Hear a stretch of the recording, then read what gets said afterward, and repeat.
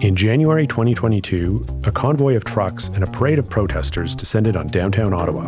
They set up camp, blocked off roads, and they honked their horns, a lot.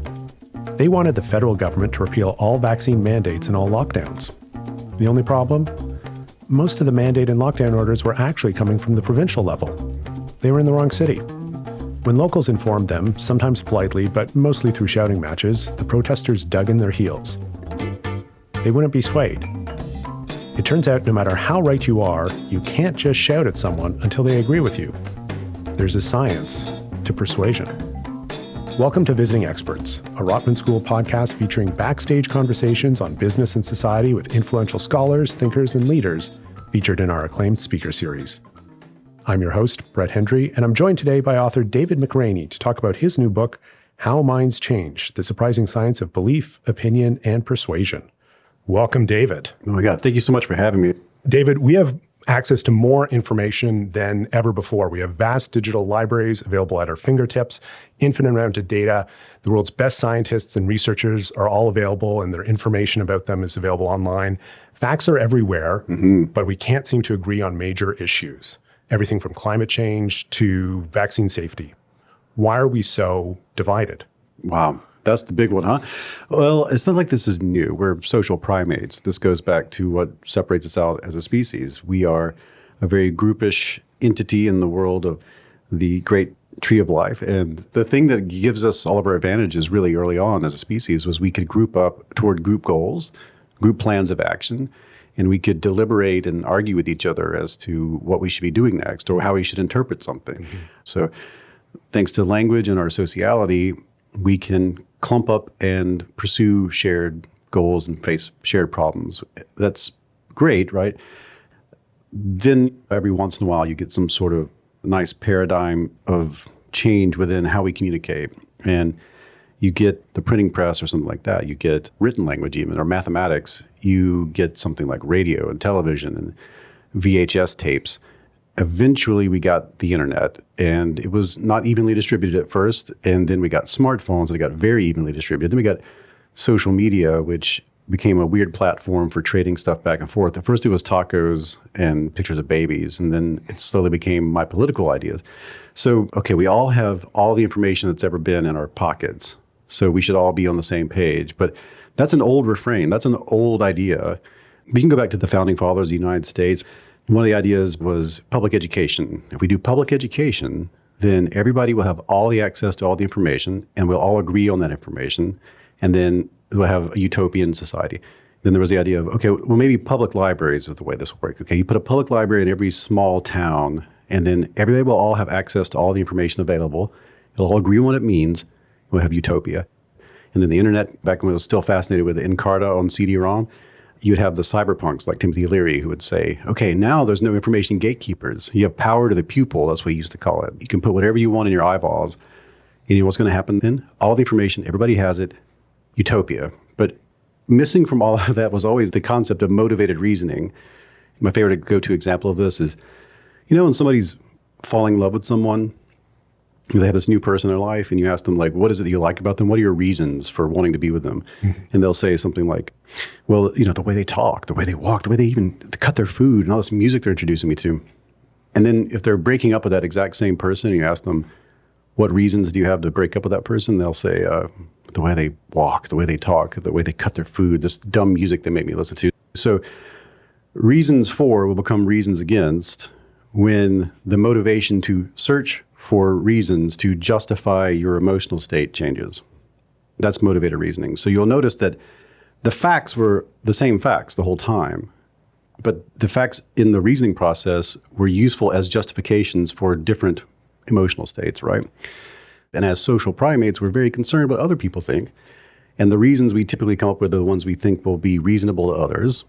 So we mostly use facts that we have at our disposal to justify and rationalize and explain something for the sake of being considered trustworthy and reasonable to the peers that we care about.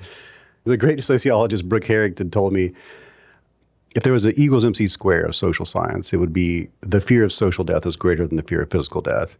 So when the ship's going down, we'd rather put our reputation on the lifeboat and let our body go to the bottom of the ocean.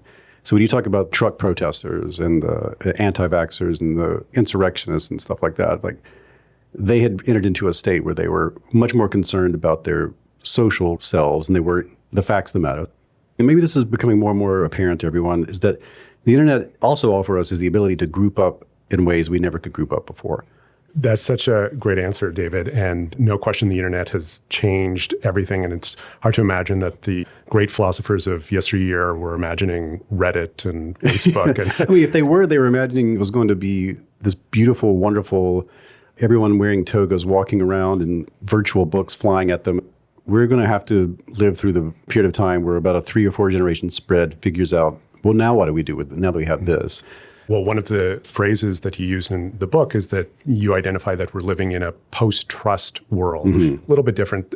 Oxford Dictionary said that post-truth was one of the most popular words in recent years. But can you unpack post-trust and what you meant by that? Post-trust was entered the lexicon along with a bunch of other weird stuff, truthiness and alternative facts, alternate facts. And a lot of people feel that way, especially when you feel like the facts are on your side, like with climate change or something. But if you ever got into an argument with someone, especially if they have a conspiracy theory that's lingering around, if you counter what they're saying, they'll say, where'd you hear that?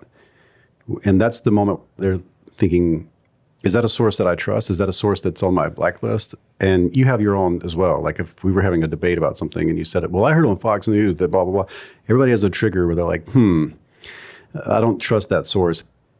Kate Starbird is a great researcher who talked about after a hurricane or a tornado, people enter information voids. It's a chaotic information ecosystem where you're okay with rumors in a state like that because everything is fluid and what you learn now might change tomorrow or might change the next hour. And in a place like that where everyone has high anxiety and a lot of uncertainty, you start modulating the information that you're going to take in and make plans and goals around based off of trust. And you'll say, okay, well, that's a fireman, that's a police officer. You'll modulate the information coming to you about how you should manage the natural disaster based off of the levels of trust and experience that you're familiar with around you, right? We're in a state right now of high anxiety and a lot of uncertainty. There's a lot of big, humongous changes in world events, everything from AI to weird political things. And at the same time, we're given this incredible information ecosystem. And from Kate Starbird's point of view, we're treating it like the information of rumors where we modulate on trust more than anything else. There's just too much information. And we each have a small list of, these are the sources I trust. And oftentimes when we're having an argument with someone, it'll go to that place of like, your sources aren't good enough for me. You got to find a source that I trust if we're going to talk about this issue, because neither one of us is an expert on the topic. So much of society is built on these groups that we belong to, whether it's our employer or our religion or cultural interests. Can you talk about how tribal identities inform how we develop our ideas and our decisions and attitudes? One of my favorite studies in social psychology was a hallway experiment where they had these men that filled out a questionnaire and they had their blood sampled and their saliva sampled, and they were supposed to hand the questionnaire to somebody at the end of the hallway. And along the way, they had an actor come out of a side door and bump into them and look at them and go, asshole, and then keep walking. And then that person hands in the questionnaire and they get their blood sampled. What they found was that some of these men would have massive spikes in cortisol and hormones related to, I think I might have to get into a fight. And other men would not. And the correlating factor was, where did they grow up? Where did they spend most of their time before they went to this, got involved in this study?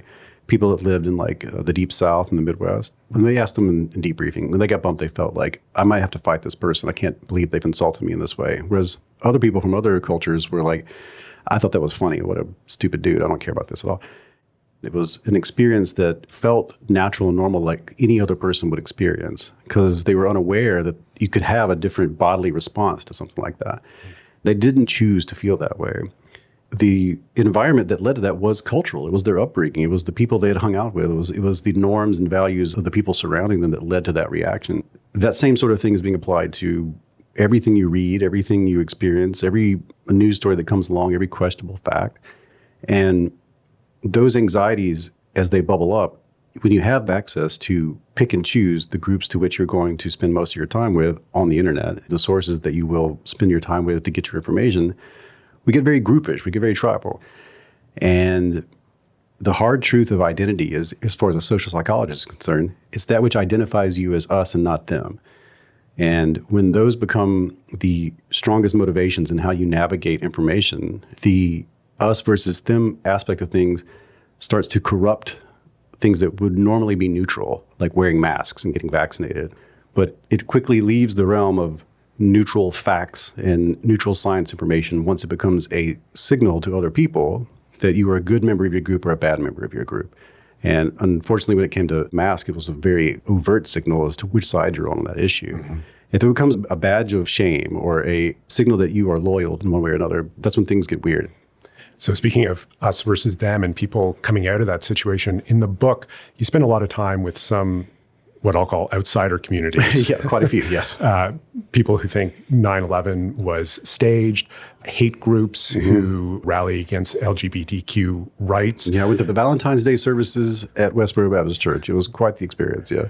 But then you also met folks who found their way out of those communities and changed their beliefs. What had to happen for those people to change their minds? One of the first people I met was Charlie Veach, a 9/11 truther who had left that community. And also spent time with people at Westboro who had left that group. And I spent time with former Moonies and people who were in anti-vax communities. What seemed to be common in all their stories was that they never really left their groups because they disagreed about the shared common sense of reality that they all had. Oftentimes when they left, they still kept the same beliefs and the same sort of concepts of what was a fact and what wasn't. Oftentimes they would leave for reasons that would just be the reasons you would leave any group that you became tired of. The motivational allures that got you in there are very different from one person to the other. But once you're in the group, it's the fact that you're in a group that becomes the most motivating factor. You're going to be a good member of the group, right? And if you start having bad experiences, it's hard to leave because you've devoted so much of your group identity to that. Those are the people that you share information with. Those are the people that you have dinner with. Those are the people you talk about your problems with. Those are the people to whom you are invested, and you have a fear of ostracism because of those people. The same thing is what happens with conspiratorial groups. With the people that I met who had left those groups, what had happened in every case was someone from another community that had values that this person had, but they had not found their way into that group. Somebody from that group was not dismissive of them. They did not insult them. They didn't tell them they were stupid. They didn't tell them that they were evil, even if it would have been justified for them to call them out on the horrible things they're doing. They held space for that person and non-judgmentally listened to them, and then gave them an avenue to discuss matters within their organization with someone who was outside the organization. And they were building, whether or not they realized it, this off-ramp. And then when something happened within that group that that person didn't like Westboro, it was changes within the group that made it much more authoritarian. Women in the group became subjugated in a way they hadn't been before. There were dress codes and things about where you could work. These were things that made them very upset, but most of them had no social safety net to discuss this with people outside the organization. But the people who would talk with people outside the organization feel like, there is a way out of here to a group of people who would accept me. And they would, bit by bit, move into that direction.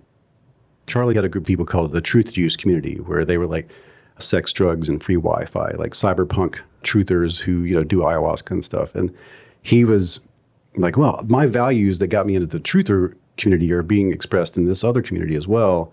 When he was exposed to information that made him question whether or not the 9/11 conspiracy was a truly conspiracy, he was open to that in a way that other people weren't. So they had these off-ramps that had been constructed without them realizing it. And they were able to admit that they were wrong in the way other people weren't, because admitting you were wrong for other people meant that I would have to deny the organization or deny the group. And they chose to resolve their cognitive dissonance in the direction of the group identity, whereas the other people were able to resolve it in the direction of a alternate identity, and they left the groups in that way. And that's how they exited. It sounds like that off-ramp, a gentle process to free yourself from those ideas was so important. Very different from somebody arguing with them to get out. You spent some time in the book talking about arguing and learning about the role that it's played in society. What did you learn about arguing? I spent more time with the scientists who work in the interactionist model side of things and the truth win scenario side of things. They made it very clear to me that we're not so much flawed and irrational, we're just biased and lazy. All the evidence points to that we have sort of two cognitive suites of mechanisms, one for generating arguments and one for evaluating arguments. And the generative side is very biased. Of course, it has to be. It's coming from you. It's coming from your personal experiences and all the emotions and attitudes and values that you're bringing to the situation. But the evaluative side is very objective. Some of the latest research in this, they take a picture of your face and you put on a VR headset and you sit in a room and there's Sigmund Freud is in the room, the VR Sigmund Freud. And you tell Sigmund Freud all of your problems. The problem you're dealing with right now, you can't seem to solve. And then they rerun the program.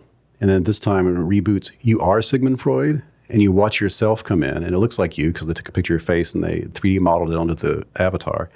And you actually sit there and just listen to yourself, tell yourself your problems.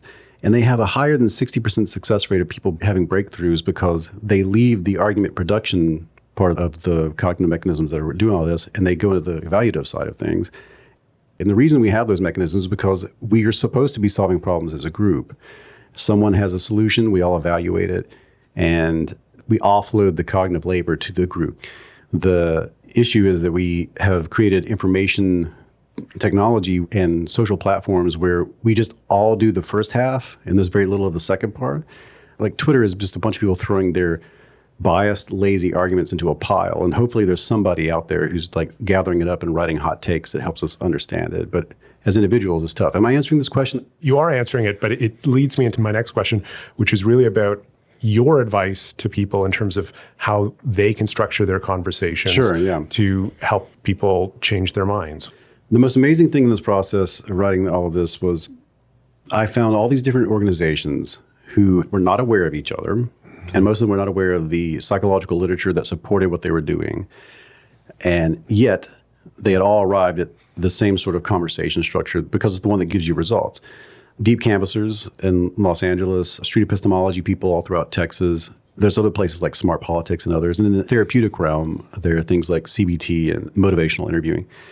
There's two German researchers who divided this up for me. They call it topic rebuttal versus technique rebuttal. And what you want to do is technique rebuttal. Now, topic rebuttal is great. Sometimes people talk about this and they're worried that facts don't work anymore, but facts still do their job. You can give people information about something from a trusted source and they will readily update their priors. It's just you need to be in a good faith environment most of the time for this to happen. That would be in a scientific domain or in a legal domain or in a academic structure where we're all playing by the same rules. We're all okay with facts doing what they do, with evidence. This has more evidence than this and so on. When it comes to arguing with people, in most of the places I think people get frustrated, they're trying to apply that topic rebuttal in a place where technique rebuttal would be the better option. And the difference between topic rebuttal and technique rebuttal is I'm going to discuss this issue with you in a way where we're going to explore how you reasoned your way to this conclusion, but we're going to stay in your part of that. Like I'm not going to try to copy and paste any of my reasoning into you. I'm going to start at your conclusion and work backwards. So it's many steps, but I'm going to give you the only 2 steps you need right now, and you can like go deeper if you'd like, because there's plenty of it in the book. I guess there's a step 0, which is also ask yourself, why do you want to do this, which is an important step. First, Socratic method yourself into understanding why you're wanting to have this conversation with someone. Why do you wish to disagree with them? Why do you want to change their mind? And there can be a good answer to that. There are plenty of places where people are doing harm. If it's an attitude or a belief, it's a slightly different mode of operation, but it still has the same first step, which is establish rapport. We are social primates, and we're very concerned about whether or not we're going to be in a trustworthy environment with the other person. And you don't communicate anything that could be interpreted by the other person as you should be ashamed for thinking what you think, for believing what you believe. I'll tell you what, let's do it here, you and me, all right? We can do it on something very neutral. What's the last movie you watched? I watched the Last Dance documentary about Michael Jordan on Netflix. Okay, that's perfect, okay? If you're cool with it, I'd like to talk to you about it a little bit and kind of like explore how you feel about it and see where you're coming from with it. The first question I'd like to ask is, did you like it? I thought it was terrific. That was terrific. Okay, great. Now, if you were like a movie reviewer, on a scale from like 1 to 10, what would you give it? 8. 8, right. So you said it was terrific, and you gave it an 8. An 8's not a 10, an 8's not a 9, but it's also not a 1. Like, why an 8? Terrific behind-the-scenes stories that I hadn't heard before, very well made. Maybe it was a little long. A little long. Are there any documentaries like that that are longer than that you would give a higher than an 8 to? Sure. Lots of great documentaries that I would give a higher mark to. So it's not necessarily the length that got in the way of it. Was there something else that was a knock against it then, maybe? Maybe some of the interviews were a little bit preconceived. Okay. Now I'm going to stop here because we don't have a lot of time, but you can see where I'm going here. Yeah. Like, First of all, you ask anybody how they feel. We could have said gun control, for example. If I asked you, are you in favor of it or against it? And you would very quickly go, I'm in favor of it, or I'm against it. If I ask you about a fact-based thing, like, do you think the earth is flat or round? Like, you can very quickly tell me it's round, Right. So whether it's fact-based or attitude-based, people can very quickly sample their emotional state in regards to the thing and give you a reaction that communicates their level of certainty or their evaluative emotional state as far as attitude. When I then ask, could you give it to me on a scale? This is the great power of these techniques, is they're all based on, can I help you enter a metacognitive state so that you can introspect? I'll hold space, and I'm not going to judge you during this, but I'll help you go in there and try to figure out, why did I answer it in this way? And you'll notice that you did that thing where people go, that moment, well, like, and it's really revelatory. It was so easy to tell me you liked it. Terrific, it's great. Well, like, what number would you give it? And this started to slow down, and then why that number? And you have to introspect, and we almost never do this for anything. Like, it's hard to believe how much autopilot we're on for the things that we actually care about.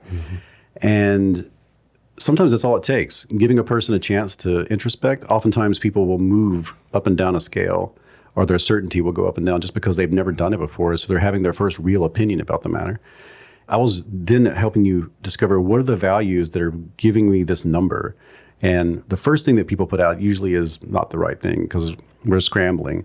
And oftentimes your first answer is going to be something that you're anticipating the other person will be okay with. It's a justification more than it is anything. So like the length seemed to be a problem. But when I asked you, well, are there other things you like that are longer than that? Well, yeah. Well, then maybe that's not it. So I'm helping you discover what is the actual thing that's bringing you down from 10. Right. If we were talking about like transgender bathrooms or something, or anything that involves, actual human interaction, you would ask a person about experiences they've had with the issue. So there's, on one side of things, you might discover, I have never had any actual experience with the issue that I feel so strongly about, which is a revelation for many people. Or I have had experiences with this, and they don't seem to match the answer I gave you in the beginning. And either way, cognitive dissonance will bubble up, and you'll feel a great desire to resolve the dissonance. And here I am, another person who's going to be very okay with helping you resolve that cognitive dissonance. And people, more often than not, will resolve it in a way that shows them, maybe I didn't have a really great grasp on where I was on this issue. So I want to talk about the book as a journey for you. And I'm curious, did your mind change about anything? And those techniques that you just shared with us, are you using those every day with your coworkers and friends and family? And I try. Do they say, David, I don't want to do the scale anymore? Like anyone else, this is like knowing that you need to eat less and exercise more, but it doesn't mean you're going to do that every day, right? We're still struggling to do what we ought to do. With these techniques, it's definitely changed the way I interact with people. It's definitely changed the way I think about these issues. I changed my mind a lot. I mean, the thing that got the book going in the beginning was I gave a lecture and someone came up to me afterwards and said, I have a family member who's fallen into a conspiracy theory. What do I do about it? And at that time, the kind of stuff that I've been writing, I said, I don't think there's anything you can do about it. That's the power of all these things. And I didn't like my answer at the moment. At the same time, the norms around same-sex marriage in the United States had flipped. And it was like from 60% against to 60% in favor over the course of just a few years. So clearly people can change their minds, is one thing I was seeing. And the other was, I don't really understand, like, what is the nature of this resistance, especially in something like that, where if you could take all those people, the majority of people in the United States, and put them in a time machine and send them back 10 years, they would disagree with themselves. So what happened in the interim, and why did they resist it so much if they were eventually going to change their minds anyway? So that sent me on this journey, especially with things like the interactionist model and truth win scenario and other domains. I was astonished to see people as not so much flawed or irrational, but deeply motivated, deeply social. And I arrived at this conclusion or this thesis that I never would have imagined going in, which is, I don't think anybody's unreachable anymore. I don't think that there's anyone who couldn't change their mind or will not change their mind. David, it sounds like it's been an incredible and eye-opening journey for you, and we really appreciate you sharing your insights with us. The book, which I really loved reading, and a big congratulations about it, is How Minds Change, The Surprising Science of Belief, Opinion, and Persuasion, available from your favorite bookseller. Where can people go to find you, David? I have a website that's davidmcraney.com with all my stuff, and then I have a podcast and a whole world of stuff around that podcast called You Are Not So Smart. The website's youarenotsosmart.com. On Twitter, I'm just at David McRaney. Terrific. Thanks so much for joining us here at Rotman today, David. Thank you so much for having me. This has been the best. This has been Rotman Visiting Experts, backstage discussions with world-class thinkers and researchers from our acclaimed speaker series. To find out about upcoming speakers and events visiting us here at Canada's leading business school, visit rotman.utoronto.ca/events. This episode was produced by Megan Haynes, recorded by Dan Mazzota, and edited by Damian Kearns. For more innovative thinking, head over to the Rotman Insights Hub and subscribe to this podcast on Spotify, Apple Podcasts, or Google Podcasts. Thanks for tuning in.